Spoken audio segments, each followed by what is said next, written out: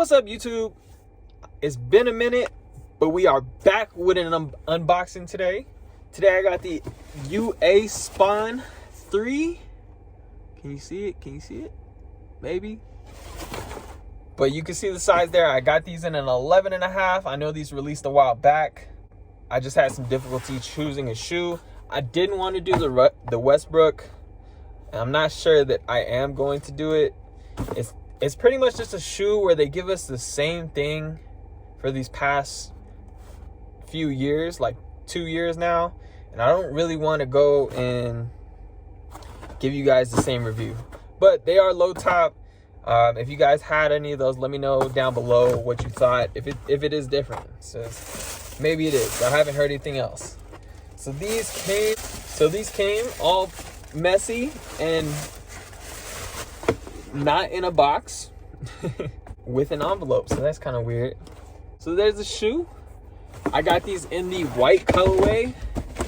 Man, these are a lot more white than I thought they were gonna be, to be so honest. But anyway, let's jump into it with the traction. You see the waves, the semicircular waves. These are like clovers and an X. The rubber, super soft. The grooves are super duper deep.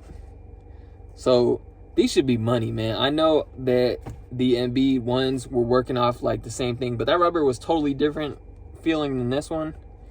And that shoe sucked. But these, I'm actually really positive.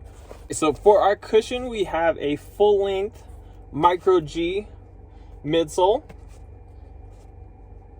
It's a little bit firm. Hopefully this is the good version of Micro G. And we won't have any issues as far as achiness and, you know, landings. A pretty straightforward shoe, like, you know, the Spawn is most every year. The upper is mesh and fuse. Fuse here around the eyelets. The toe is mesh. There is a toe piece of fuse right here. Rubber wraps all the way up. I like this. I know that this is supposed to be a foot transition thing and supposed to make your running a bit easier. It just looks weird to me, but it does do exactly what it's made for. Most of the shoes that come in this kind of shape, you know, the curved toe and heel, you do have a ton of just fluid transition, and it's really nice. Traditional laces, a mesh tongue. It is a totally different type of mesh than on the rest of the shoe. This one's a whole bunch softer. And then on top of that mesh, there is fake suede. It might be real suede, but it's not super high quality by any means. There's the tag. Paper coming out. There's the insole. So nothing crazy. It is a team shoe, but the Spawn has always been a really, really solid shoe. And I did want to get back to Under Armour to see if they could redeem the Embiid one. So out of these, I'm expecting 10 out of 10 traction. I know I don't really try to put numbers to traction, but I want like top 5 of the year 2021 traction. And I mean, that shouldn't be hard to beat. We haven't had too many shoes with like crazy traction. As far as the fit, I'm expecting a true to size fit. Not the greatest fit. It's mesh and fuse. I don't know, from Under Armour, it usually isn't all that great when they do this setup. There's a little bit of cushioning. You can see in the heel, the tongue is meshed back by foam, which is nice.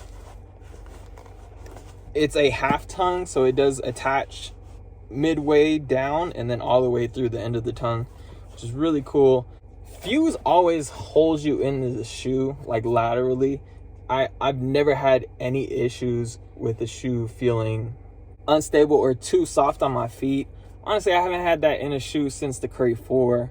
As far as cushion, I'm expecting a solid cushion. Nothing crazy. I know Micro G back in the day used to be amazing, but these new iterations, not that good. So something solid that I don't hurt my joints or my back in, and that is relatively comfortable. That's all I'm asking for, man. But as long as our grip is amazing, I think the shoe and just overall my experience will be positive. So let me know what you guys think down in the comments below. Did you pick these up? Do you want to pick these up? If you want to see the performance review, subscribe. And yeah, guys, give me a little bit of time. I'm going to start playing in these tonight, I think. And we will see.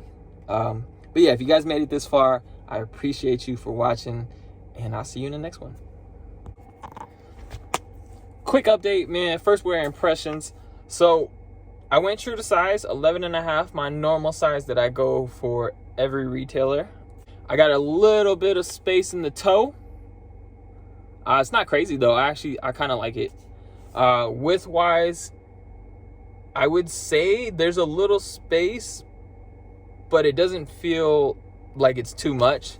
So my wide footers, you may be able to get away with going true to size on this one. If you can, they're in every Under Armour store. They might even be in outlets by now. But yeah, go ahead and try those on. Definitely good. There's a good chance of you getting away with it because the mesh is actually super soft and extremely comfortable.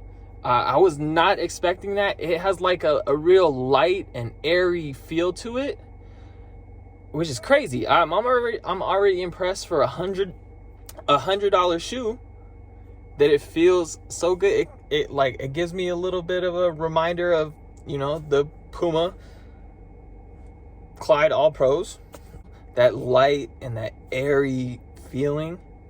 And the Micro G, it's not super bouncy, but it is soft, man. So I am already impressed with the shoe. I think these ones are gonna destroy people. They're gonna average 30. Man, yeah, already impressed. Cushion seems really, really good and soft, comfortable. The upper fits, you know, not 1-to-1, but pretty good. The lacing system is solid. It's not like it's asymmetrical, like it curves into the center, but it's good. It's, you know, as good as traditional. And man, we just gotta wait to see on the grip now. How crazy is this shoe gonna be, man? So, man, already impressed. But